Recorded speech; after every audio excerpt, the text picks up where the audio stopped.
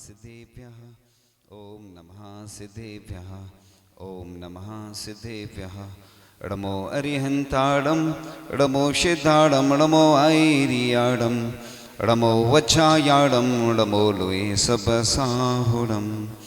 चलते फिरते तीर्थ हैं हरते सब संता, हम तो बस इतना जानते आप सरीखे हम तो बस इतना जानते आप सरीखे। कुंडलपुर के बड़े बाबा की, मूल नायक श्री आदिनाथ भगवान की, सिरपुर के श्री पार्श्वनाथ भगवान की, परम पूज्य आचार्य भगवान गुरुदेव शिक्षवाड़ विद्यासागर जी महामुनिराज की, परम पूज्य मुनि शिक्षवाड़ विमल सागर जी, अनंत सागर जी, धर्म सागर जी आदि समस्त तीन कम नौकरों मुनिराजों की, 10 लक्षण महापर्व की, उत्तम त्याग धर्म की। आज का दिन त्याग का दिन है। पिछले वर्षों में ऐसी स्थितियां बनी कि हम कुछ त्याग करना भी चाह रहे थे आप लोग, लेकिन नहीं कर पाए क्योंकि एक साथ समूह में एकत्रित नहीं हो सकते थे। इसलिए पुण्यशाली व्यक्तियों को ही ऐसे पुण्य के अवसर प्राप्त होते हैं। आपने देखा होगा, कोई अभिषेक करना चाहता है तो कोई रोग हो जाता है या अन्य परेशानियां आती हैं, कोई आहार देना चाहता है तो कहीं सूतक लग जाता है, कहीं और परेशानियां आ जाती हैं। हमने अपने जीवन में देखा है, यहाँ तक कि चाहे आचार्य श्री भी हों तो आचार्य श्री भी जो चाहते हैं वो नहीं हो पाता है। तो जब आचार्य श्री तो दुनिया के सर्वश्रेष्ठ पुण्यशाली व्यक्ति हैं, जब वो भी जो चाहते हैं वो नहीं हो पाता है तो हम कौन से खेत की मूली हैं कि हम जो चाहते हैं वो हो पाए। लेकिन जैन दर्शन में ये कहा गया है कि आप भावना भाते रहो। भावना भाने से भी पुण्य का अर्जन होता है। जम सकई तम की रही, जो कर सकते हैं वो करो, जो नहीं कर सकते उसकी भावना करो। तो भावना भाने से भी पुण्य का अर्जन होता है। तो एक व्यक्ति था, कोटा में एक व्यक्ति था और उसने पूज्य सुधा सागर जी महाराज से निवेदन किया कि मैं अकेले मंदिर बनवाना चाहता हूं। तो महाराज जी ने कहा भावना भाते रहो। तो उसने उस मंदिर को बनवाने के निमित्त से एक भूमि खरीद ली और भूमि खरीद ली तो वह भावना भाता रहा और उस भूमि की कीमत बढ़ती गई बढ़ती गई बढ़ती गई और उसने जब मंदिर के लिए दान दिया, कितना दान दिया? 30 करोड़ रुपए दान उसने दिया। कल एक इस भारत भूमि के गौरव कह सकते हैं उनको, जिनको सभी जानते हैं, वो चर्चित भी हैं परिचित भी हैं। कल आचार्य भगवान के चरणों का सौभाग्य उनको प्राप्त हुआ, पात्र प्रक्षालन का आहार दान देने का सौभाग्य प्राप्त हुआ। तो उन्होंने कितना दान दिया? 21 से समझ जाओगे आप। अभी पिछले वर्ष भी पूर्णायु, फिर अभी कुंडलपुर, तो और 5 प्रतिमा भी उन्होंने ग्रहण कर ली।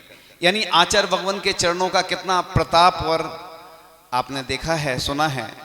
तो ये होता है कि आचार्य भगवान के चरण जिसके यहाँ पढ़ते हैं अपने आप उसके भाव त्याग के हो जाते हैं। तो उसने ऐसे एक और व्यक्ति था, राजस्थान की ही बात थी, अर्थुना की, कि उसने कहा मंदिर के लिए अपना मकान दान दे दिया और उस मकान के दान के प्रभाव से पहले वह जो गरीब था उसकी गरीबी दूर होती चली गई और उसने फिर 1 करोड़ रुपए का दान दिया। इसलिए लोग सोचते हैं कि दान देने से कोई गरीब हो जाता। मैं तो कहता हूं कि दान देने से आज तक कोई गरीब नहीं हुआ, लेकिन प्रभु के करीब अवश्य हुआ है। इसलिए कभी घबराना नहीं, डरना नहीं। लोग डरते हैं, अरे अभी तो दिया था, बहाने बनाते हैं। आप सोचिए कि वह पिसनहारी का हमने उदाहरण दिया था, मड़िया, पिसनहारी मड़िया में उसने कैसे बनाया होगा। ऐसे कई मंदिर जो बने हैं, लोगों ने थोड़ा थोड़ा सा भी अगर दिया तो वह बड़ा काम कर गया। आचार्य भगवान ने ऐसे ही कई उपक्रम दिए। एक गरीब व्यक्ति था जो आचार्य श्री के पास आया कि मैं गरीब हूँ, आचार्य श्री मुझे कोई मंत्र दे दें, कुछ उपाय बता दें कि जिससे मेरी गरीबी दूर हो जाए। तो पूज्य सुधा सागर जी महाराज संभवतः उस समय कुंडलपुर की बात थी कि क्षुल्लक रहे होंगे, और उन्होंने उस व्यक्ति को आचार्य जी के पास भेज दिया। आचार्य जी के पास से वह लौट कर आया, फिर चला गया अपने घर, और बहुत दिनों बाद जब लौट के आया बड़ा प्रसन्न था और सीधा आचार्य जी के पास पहुंच गया और आचार्य जी से बोलने लगा कि आचार्य जी, आपने जो मंत्र हमें दिया था कि दान किया करो, वह मंत्र 100% काम कर गया। कोई दवाई दी जाती, कई बार लोगों का विश्वास नहीं होता है, तो आचार्य भगवान ने जब उसको सलाह दी और उसने वैसा ही प्रारंभ कर दिया, तो बाद में स्थिति उसकी ये बनी कि उसके पास धन बढ़ता चला गया। यहाँ पर सामने कुआं दिख रहा है, इस कुएं में अभी कुआं खाली किया गया, तो हमने देखा इसमें इतनी बड़ी झील थी कि बताते हैं 3 घंटे में भर जाता है। ऐसे ही लोग सोचते हैं कि अगर दान दे देंगे, गरीब हो गया तो कौन मदद करेगा, चिंता नहीं करो, हम लोग वैसे भी कई लोगों की मदद करवाते ही हैं, तो दिक्कत नहीं है। आप अगर दान देने से कोई गरीब हो जाए तो हमारे पास आ जाएगा, जैसे भी होगा, चाहे पूरे भारत के लोगों से इकट्ठा करवाना पड़े, लेकिन दान देने के बाद गरीब होता है तो हमारी शर्त है ये। तो इस प्रकार से आज तक मैंने तो नहीं सुना आज तक कि कोई दान देने से गरीब हुआ हो, लेकिन सप्त व्यसनों में खर्च करने से या पाप के कार्यों में खर्च करने से व्यक्ति जरूर गरीब हुआ हो। तो जब जहाँ पर भी मंदिर की भावना आती है कि मंदिर बनना है, तो पहले पाषाण के जिनालय की बात आती तो लोग कहते इतना धन लगेगा, इतना समय लगेगा, कैसे होगा। लेकिन पूज्य बड़े महाराज जी ने जब प्रेरणा उपदेश दिया, तो जैसे करेली में मंदिर बन रहा है तो पहले सामान्य बनने की चर्चा चली थी, फिर पाषाण के जिनालय की बात हुई, और लगभग 9 के अंक में लोगों ने राशि दी। वो आप समझ गए होंगे, कुछ कारण भी रहते हैं, तो इसलिए लोग अब मंदिर का कार्य प्रारंभ है।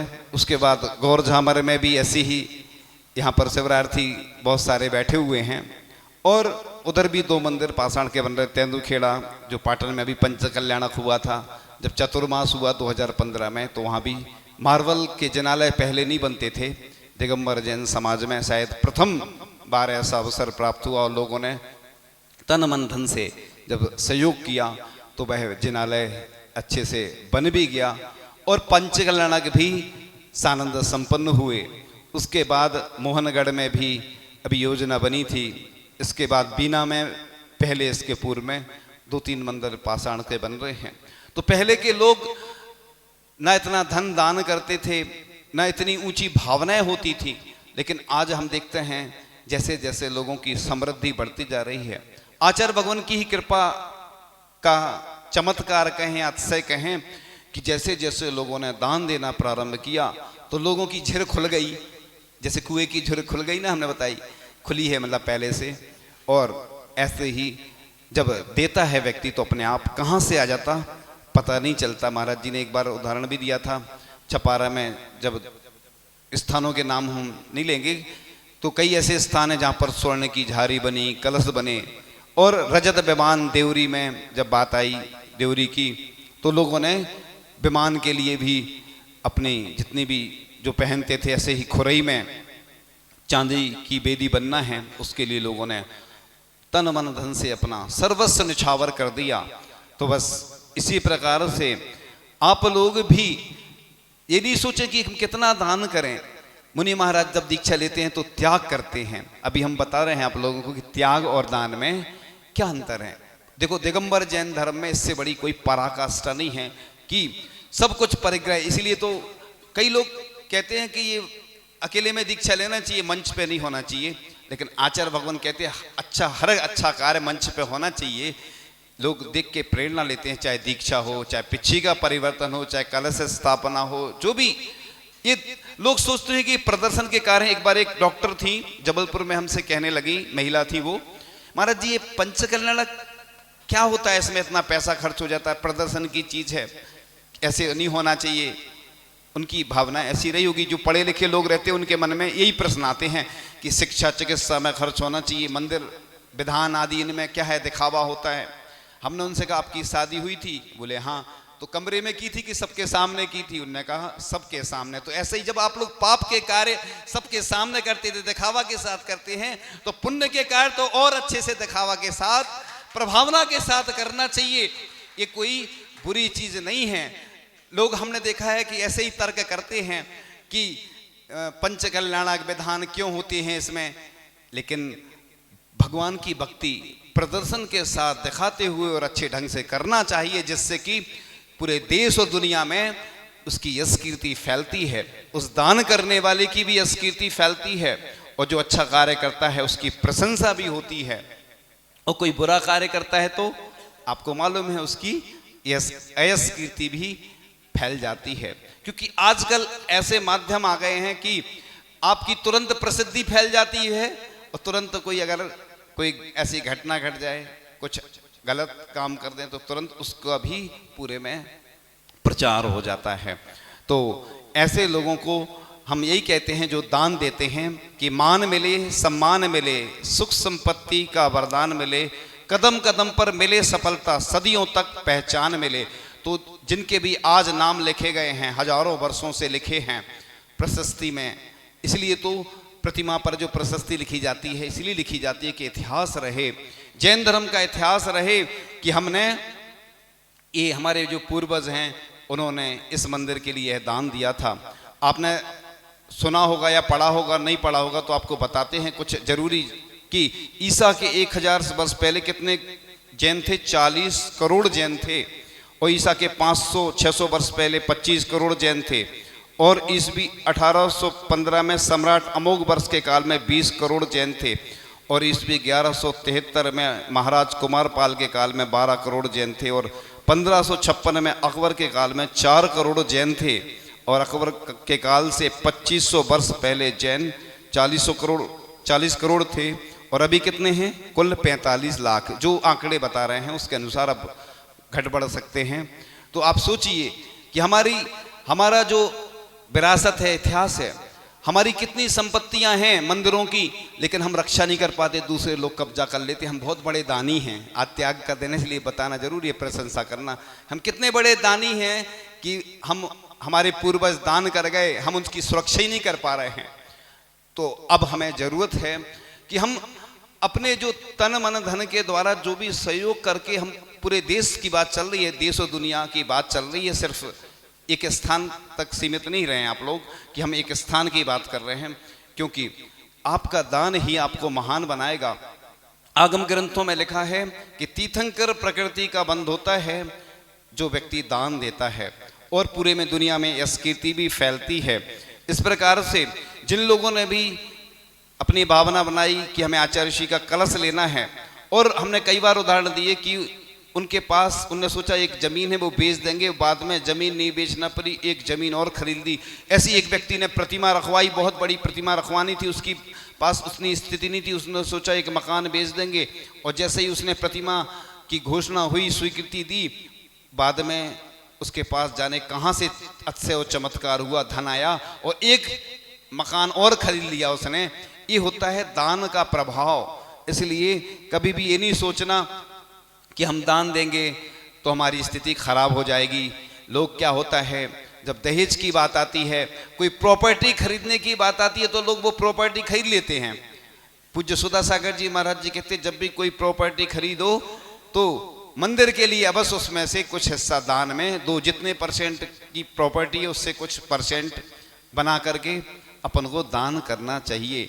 क्योंकि लोग लौकिक चीज़ों में अच्छे मोबाइल खरीदते हैं, कार खरीदते हैं, और मकान, दुकान, इतनी प्रॉपर्टी है लोगों के पास कि पता ही नहीं है, उनको खुद नहीं पता रहता। कई बार तो पूर्वज गाड़ के रख जाते थे और सोचते थे बाद में उपयोग करेंगे, लेकिन चले जाते थे और वह संपत्ति उसको मिलती थी जो मकान खरीदता था। आज भी कई लोगों को सोने के हड़े मिलते हैं, घड़े, पता नहीं चलता है, लेकिन बाद में हल्ला तो हो ही जाता है, क्योंकि एक ने दूसरे से कहा, दूसरे ने तीसरे से कहा। ऐसे हमारे पास बहुत सारे लोग आते हैं और बताते हैं, वो खुद नहीं बताते, दूसरे लोग बताकर चले जाते हैं।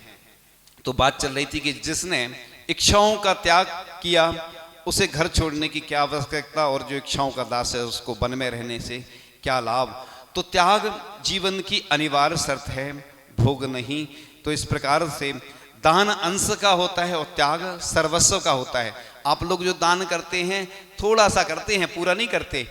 और त्याग होता है एक बार में। मुनि महाराज आदि जो दीक्षा लेते हैं वह एक बार में ही त्याग करते हैं। त्याग ही जीवन में सम्मान कराता है, त्याग ही जीव को ऊपर उठाता है, त्याग ही शांति का सोपान है, त्याग ही मुक्ति का मार्ग है, त्याग ही जीवन का सौंदर्य है। त्याग से ही इस जगत में यश का लाभ होता है, त्याग ही जीवन के सौंदर्य को निखारता है। इस प्रकार से आप लोग जो भी त्याग करते हैं वो तो करें, बहुत अच्छी बात है, लेकिन उसके साथ साथ में दान भी करते चले जाएंगे तो हमारी जो जैन धर्म की परंपरा है हमेशा चलती रहेगी। क्योंकि आपके दान से ही कौन सा व्यक्ति, जैसे औषधि दान करने से जो बीमार रहते हैं हम उनको हमेशा बोलते हैं कि औषधि दान अवश्य किया करो, क्योंकि औषधि दान करने से आपका पुण्य बढ़ेगा, आप स्वस्थ होंगे। अभय दान भी जो गौशालाएं हमारी चल रही हैं पूरे देश में, गौग्रास के माध्यम से आप दान दें। इसके साथ साथ मंदिर में प्रतिदिन दान तो करना ही चाहिए। अपने महीने में जितनी आमदनी होती है उसका 10%, 25%, 17% उत्कृष्ट मध्यम जगन धर्म रत्नाकर ग्रंथ में ऐसा लिखा है, उसके अनुसार अपना फिक्स कर लो कि हम इतना दान तो हमें करना ही है। उस माध्यम से आपका छोटा सा दान भी बड़े बड़े मंदिर का निर्माण करेगा और आपका जीवन भी सफल हो जाएगा। क्योंकि कई बार हम देखते हैं लोग पाप के कार्यों में तो इतना धन बर्बाद करते रहते हैं, लेकिन जब पुण्य की बात आती है तो मना कर देते हैं।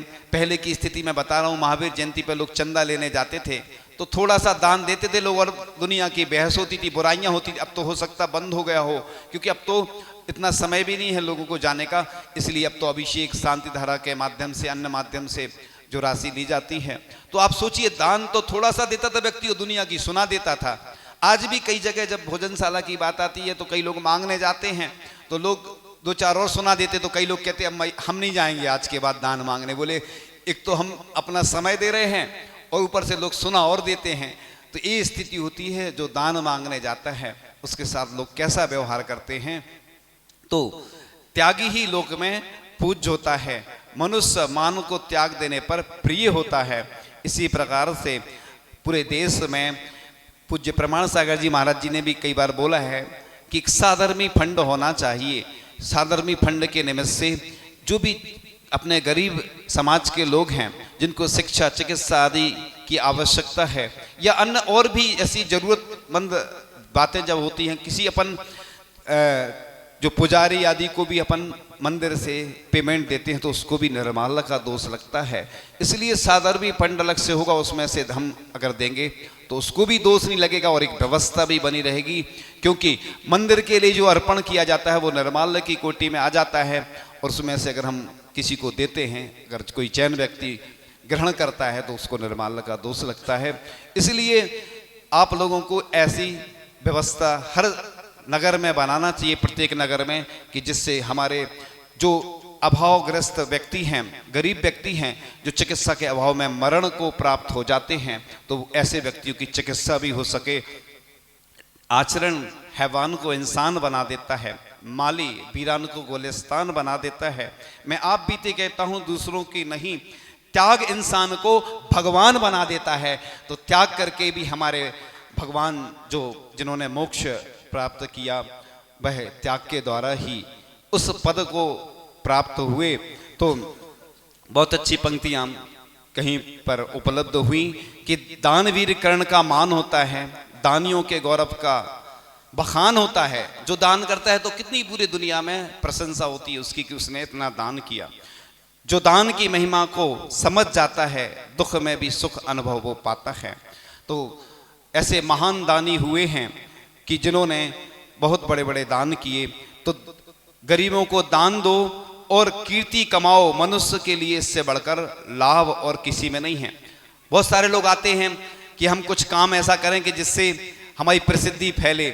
तो लोग दान जो करते हैं, हाँ, जो लोग भी दान करते हैं उनकी कीर्ति दान से ही अपने आप फैलती चली जाती है। अब और कोई आप काम करोगे तो हो सकता है उतनी प्रसिद्धि नहीं फैले। और पूरे देश में कई स्थान ऐसे हैं जहाँ पर साधु जाते हैं तो उनके लिए कई बार जो शौच आदि के लिए भी कहीं भूमि नहीं रहती है, तो हमेशा, और धर्मशाला तो बन जाती है, मंदिर बन जाते हैं, लेकिन उसके लिए भी यहाँ पर भी उस दिन पार्श्वनाथ भगवान के मोक्ष कल्याणक के दिन बहुत सारे लोगों ने उदार मन होकर अपनी भावना व्यक्त की थी। और आज भी और आगे भी अभी लोग जो रह गए हैं वो लोग इसका लाभ लें, क्योंकि वह मंदिर के लिए ही होती है। और जब भी त्यागी व्रती साधु संत आते हैं, हम पूरे देश में जहाँ जहाँ जाते हैं, सबसे पहले आचार्य भगवान भी पहले जब चतुर्मास देते थे सबसे पहले यही पूछते थे कि वहाँ पर व्यवस्था है कि नहीं। दिल्ली आदि पे भी आचार्य श्री यही बोलते थे कि दिल्ली हम क्यों नहीं जाते, क्योंकि उधर व्यवस्था नहीं मिलती है, इसलिए पास में ऐसी भूमि होना चाहिए। पूरे देश में जहाँ जहाँ भी ऐसी स्थितियाँ हैं वहाँ पर सबसे पहले एक ये प्रयास होना चाहिए कि हमारे जिन धर्म की पताका हमेशा फैलती रहे, साधु संतों का समागम, प्रवास, चतुर्मास, वाचना आदि हमें मिलती रहे।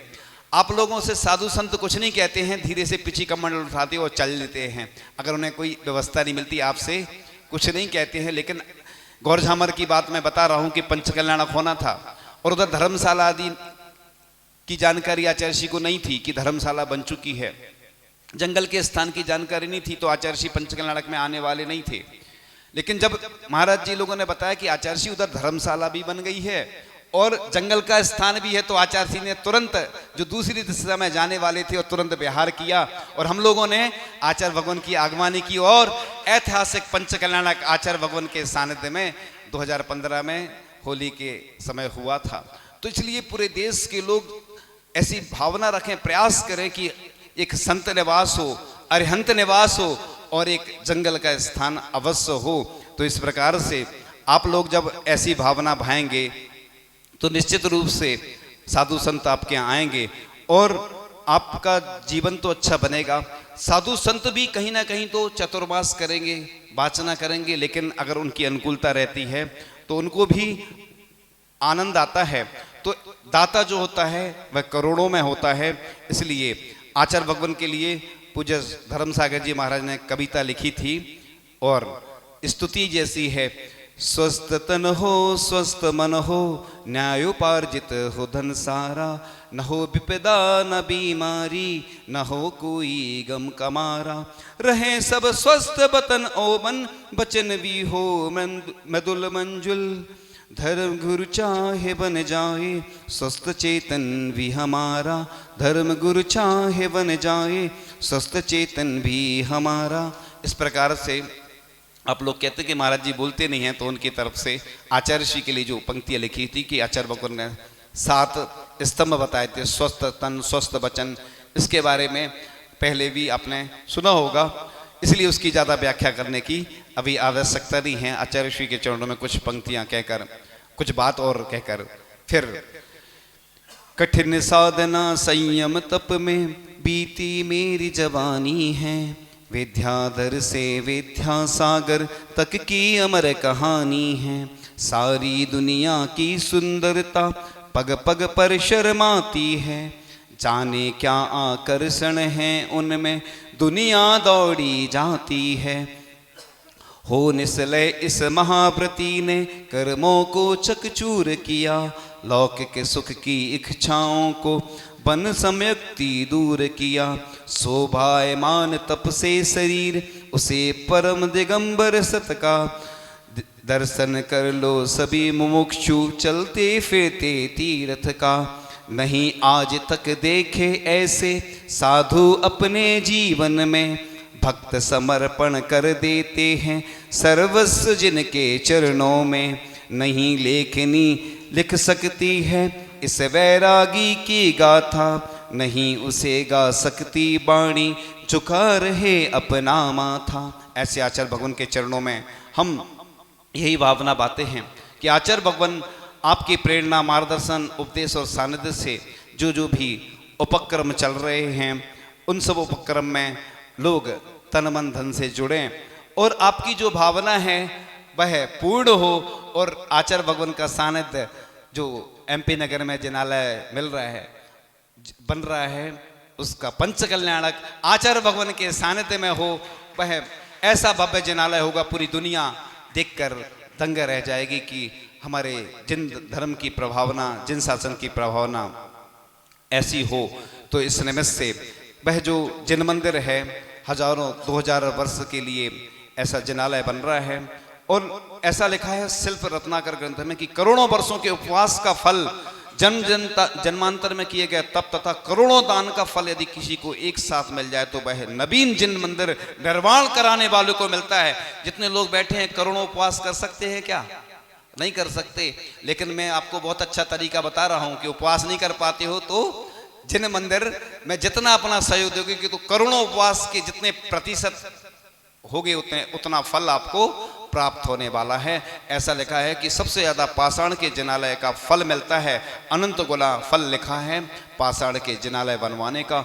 इसलिए आप लोग भले ही भजन में गाते हैं छोटा सा मंदिर बनाएंगे वीर गुण गाएंगे, हमने उसको चेंज कर दिया, सुंदर सा मंदिर बनाएंगे प्रभु गुण गाएंगे। ऐसा जिनालय हम बनवाएं कि जिससे आपका पुण्य भी लिखा है कि छोटी सी भी प्रतिमा विराजमान करवाता है, छोटा सा भी मंदिर बनाता है, उसके पुण्य का वर्णन करने के लिए सरस्वती भी समर्थ नहीं है। फिर जो इतना बड़ा जिनालय बन रहा है उसके लिए आप लोग अवश्य तन मन धन से जुड़ें और पूरी दुनिया को प्रेरणा दें। अपने जितने रिश्तेदार हैं, परिचित हैं, सभी को जोड़ें। क्योंकि जब भी कोई आप लोग काम करते हैं तो सबको निमंत्रण देते हैं, सबको बुलाते हैं, सबको बताते हैं। मैं तो ये कहता हूं महिलाएं हो चाहे पुरुष, जब भी किसी से फोन पर बात करो तो बस मंदिर के लिए जरूर बोलना, इससे आपका पुण्य बढ़ेगा, आपके जीवन में हमेशा अच्छे दिन आएंगे।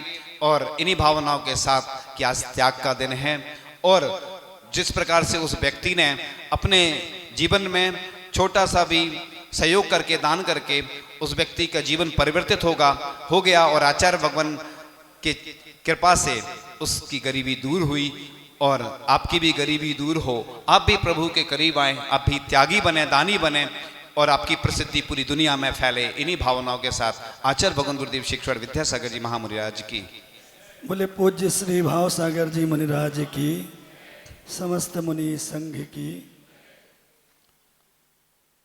कितनी बढ़िया भाव महाराज।